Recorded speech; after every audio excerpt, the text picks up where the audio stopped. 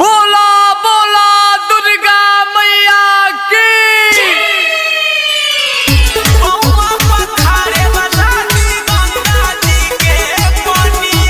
Music by प्रेम से बोला पटना वाली पटन देवी की।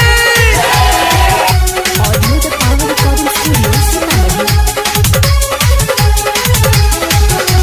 निमिये पर झुलुआ लगा द पिया कोस के सातो बहिनिया झुलिया जू हंस के सुनी ना। निमिये पर झुलुआ लगा द पिया कोस के सातो बहिनिया झुलिया जू हंस के लाले ओढ़ाइब चुनरी लागी दुलहिनिया पौआ पखारे वाला दी गंगा जी के पनिया पौआ पखारे वाला दी गंगा जी के पनिया। प्रेम से बोले शीतला भवानी की। पौआ पखारे वाला दी गंगा जी के पनिया।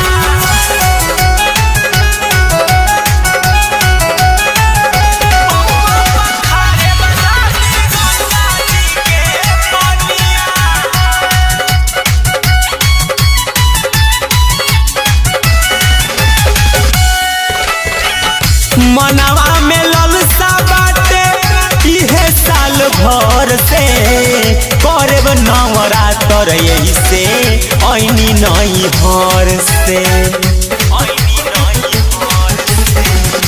मनवा में ललसा बाटे इहे साल भर से करब नवरात्र यही से ऐनी नई हर से तोरा हो सिंगार किने जाई ना बाजार हो और जीवाए तने ये राजा जी हमार हो तोरा हो सिंगार किने जाई ना बाजार हो और जीवाए तने ये राजा जी हमार हो नाकी में नथिया लादा झुमका झुलनिया पौआ पखारे वाला दी गंगा जी के पनिया पौआ पखारे वाला दी गंगा जी के पनिया। प्रेम से बोले तारा चंडी मैया की। पौआ पखारे वाला दी गंगा जी के पनिया, गंगा जी के पनिया। पौआ पखारे वाला दी गंगा जी के पनिया।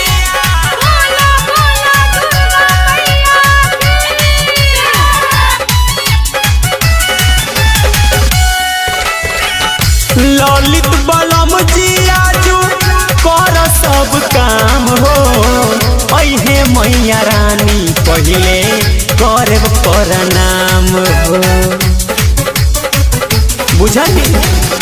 ललित बलम जी आजू कर सब काम हो अहे मैया रानी पहिले करब प्रणाम हो रमेश्वर समिया देवर के बोलाओ जे भी कुछो कमी होई अभी मंगवाओ रमेश्वर समिया देवर के बोलाओ जे भी कुछो कमी होई अभी मंगवाओ दुर्गा भवानी कृपा करी है महारानिया पौआ पखारे वाला दी गंगा जी के पनिया पौआ पखारे वाला दी गंगा जी के पनिया।